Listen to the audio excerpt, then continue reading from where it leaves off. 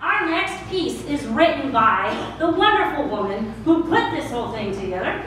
This is from a play entitled Unruly Women, written by Cassandra Benjamin, and it will be performed by Frazier, Perez-Yadon, Russell Ewing, Cassandra, Ybarra, Babcock, and me doing stage directions. So you'll join us up here.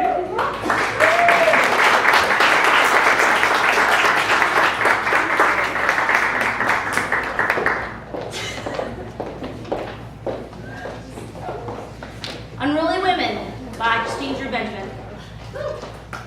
A is in stillness. B is on her laptop. C is curled up on the floor. A woman. A woman sits in her apartment. She's getting ready for a night out with her friends. They're gonna dance all their troubles away. They're gonna scream things like, "Fuck guys," and "I love this song." Their feet are gonna hurt within 2 hours of dancing, but it won't feel it after a while because they'll either be drunk or high off the life. An hour later, this woman walks down the street. She sings softly, struts swiftly so that people can hear her but not see her. She avoids the gaze of others, not wanting to greet reality in her moment of solitude. She moves through the crowd and down the stairs at the subway station. She sits on downtown 1 train and realizes it's 10 p.m. She fumbles through her purse, and what surfaces resembles a compact of makeup, but contains little pills labeled with days of the week. She pops one out, places it in her mouth, and swallows it without water. Just as she's swallowing it, her eyes meet those of the man sitting directly across from her. His leg is shaking and her hands are clenched. He mouths something under his breath, and while she cannot hear him, she is aware of what he is saying. "Slut!"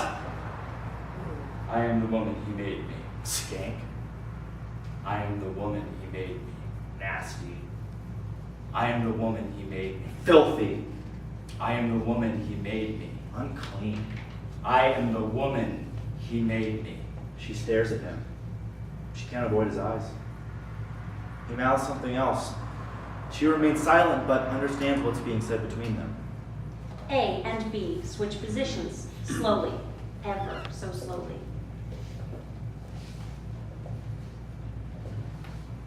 Meanwhile, in a coffee shop on the east side, a woman sits by herself. She picks away at her cuticles. She taps away on the table with her pen. The glare of her laptop stretches across her face. She avoids looking up, focusing on the work in front of her. In a moment of desperation, as the words won't come to her mind, she stares up at an apartment across the street.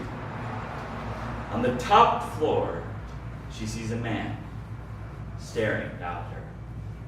A man is standing in his penthouse, swirling a glass of brandy, making inaccurate assumptions of this woman. She sees him. This man staring down at her, sitting in his world. He sees her, but he doesn't actually see her. He sees a woman in pants and a blazer, thinking she can take on the world. He continues to swirl his drink, contemplating his next move. To conquer or destroy? She remains seated, picking away at her cuticles, peeling off her nail polish and sweating under her armpits.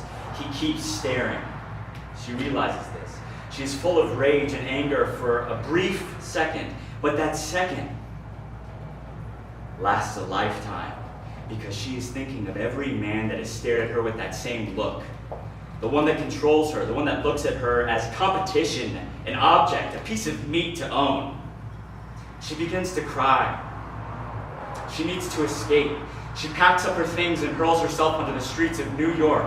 She needs to release this energy in some way. She can still feel this man staring at her. She can still feel his eyes on the back of her neck, down the front of her shirt, just hoping to get the tiniest glimpse of something. She thrusts her headphones in her ears and begins pummeling her way through oncoming traffic. With the music blasting in her ears, she finds herself moving ever so slowly, and then picking up with momentum, She gains confidence with her body as the music soothes her. B begins to move to whatever song is playing in her ears. A puts the laptop down and begins slowly moving to her music. The movements should not blend well with each other, but simply be a release from everything they have encountered, with every male gaze they have received, with every look, stare, and demeaning gesture they, or anyone who identifies as a woman, has had to endure. They dance for them. They dance until they reach the ultimate high. Suddenly, the music stops. C throws a record and smashes it against the wall. She pauses, taking in the monumental moment that is today.